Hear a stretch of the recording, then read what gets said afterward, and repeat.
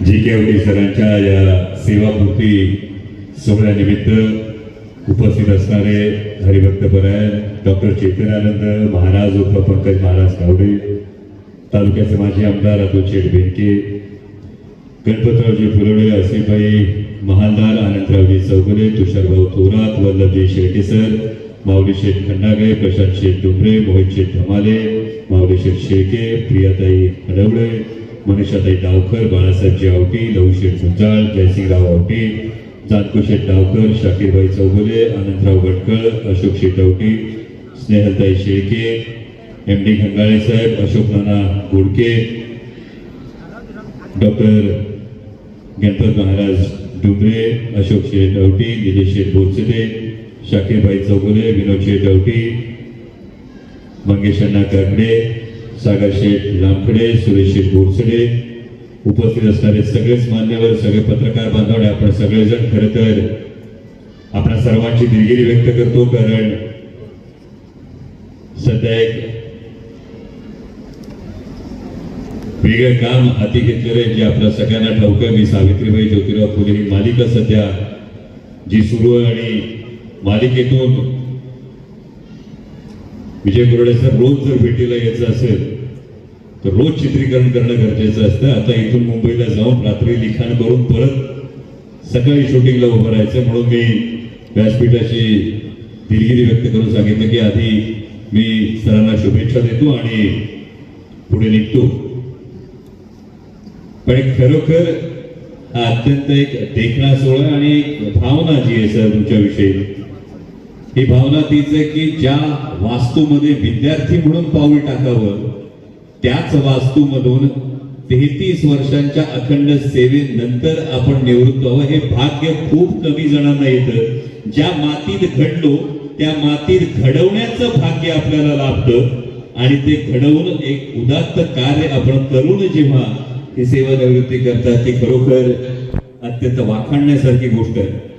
आणि दुसरी महत्वाची गोष्ट मी त्यांना हळूच विचारलं बाजूला बसून की नेमकं हे जे राजकीय सामाजिक क्षेत्राचं जे वेड आहे हे नेमकं कधी केव्हापासून लागलं आणि हा बॅलन्स कसा जोडला, त्याच्यावरचं त्यांचं उत्तर फार देखणं होतं की शाळेच्या गेटमध्ये आत येताना राजकीय जोडे हे बाहेर काढले आणि फक्त शिक्षक म्हणून आत आलो, त्यामुळे या सगळ्या गोष्टी जुळून आल्या आणि खरोखर वाखाणण्यासारखं आहे. कारण आजच्या समाज जीवनामध्ये शिक्षण, शालेय अभ्यासक्रम याच्या पलीकडे जाऊन आमची तत्व, आमची मूल्य, आमची नीतिमत्ता, आमचे संस्कार या गोष्टी नेमक्या कितपत शिल्लक राहिल्या यावरून खरं तर शंका येते. अनेकदा वयानं ज्येष्ठ झालेले पाय सुद्धा असतात, पण त्या पायावर वाकावं की नाही असा अनेकदा प्रश्न अनेकांना पडू शकतो.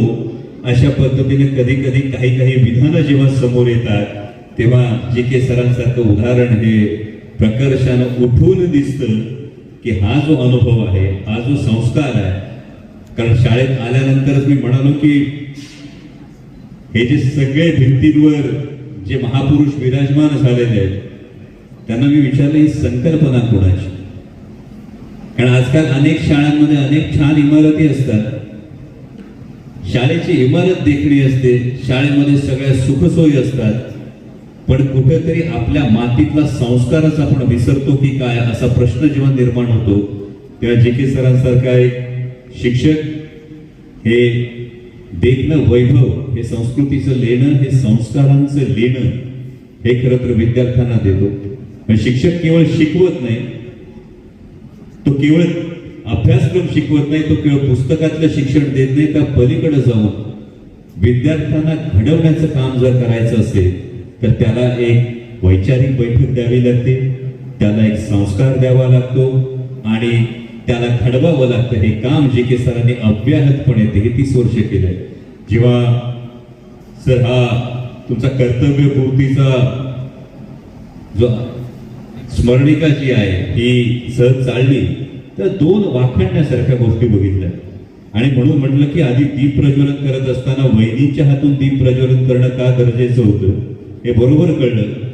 म्हणून जाळीपूर्ण सांगितलं की आधी दीप प्रज्वलन कार्यक्रमाचं करायचं असेल तर ते वहिनींच्या हातून करा. याचं कारण हे असतं की जेव्हा पुरुष उंबरठ्याच्या बाहेर कर्तृत्व गाजवत असतो तेव्हा घराचा उंबरठा ओलांडून त्याच्या खांद्याला खाऊन ते खांदा लावून ते कर्तृत्व गाजवणारी माता भगिनी सुद्धा दुहेरी जबाबदारी ही पार पाडत असते. एकीकडे ती तिचं करिअर करत असते, दुसरीकडे घरटं जे असतं ते आपल्या पंखानी बांधून ठेवत असते.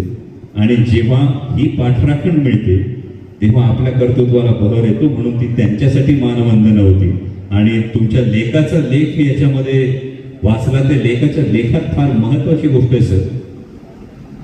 ती विनंती त्याच्या वतीने पुन्हा तुम्हाला करेन, कारण आपण धावत असताना, आपण पळत असताना काहीतरी मागे राहून जातं.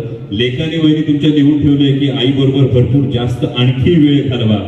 तुमच्या शैक्षणिक सेवेमध्ये, तुमच्या समाज कार्यामध्ये हा कुटुंबाचा वेळ. आणि त्यामुळं ही जी तुमच्या लेखाची जी विनंती आहे, मला वाटतं सेवानिवृत्ती म्हणजे नव्याने सुरुवात आहे. हा फक्त एक स्वल्पविराम असतो. एका क्षेत्रातून दुसऱ्या क्षेत्रामध्ये आणखी पंख पसरवण्यासाठी, आणखी भरारी घेण्यासाठी. आणि ही भरारी घेत असताना तुम्हाला उदंड निरोगी आयुष्याच्या शुभेच्छा तर देतोच, पण त्याचबरोबरीने आपल्यासारख्या वैचारिक बैठक असणाऱ्यांची या शिवजन्मभूमीला, या शिवजन्मभूमीच्या वैचारिक बैठकीला ही अत्यंत नितांत गरज आहे. कारण समाजकारणात, राजकारणात आजकाल होणारी अनेक वक्तव्य, माझ्या पत्रकार बांधवांना याची पुरेपूर कल्पना आहे.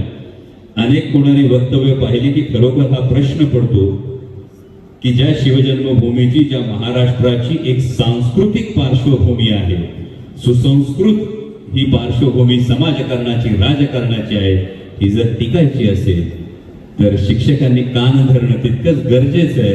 आणि त्यामुळं हे काम तुमच्याकडून आतापर्यंत शाळेत होत होतं, यापुढे तुमच्याकडून समाजात होईल. आणि हे काम करत असताना या नव्या इनिंगला तुम्हाला मी मनपूर्वक शुभेच्छा, सदिच्छा देतो. पुन्हा एकदा आपल्या व्यासपीठाची सगळ्यांची आपल्या दिलगिरी व्यक्त करतो आणि पुढील कार्यक्रमासाठी मी रवाना होण्याची आपल्याला परवानगी घेतो. धन्यवाद. जय शिवराय.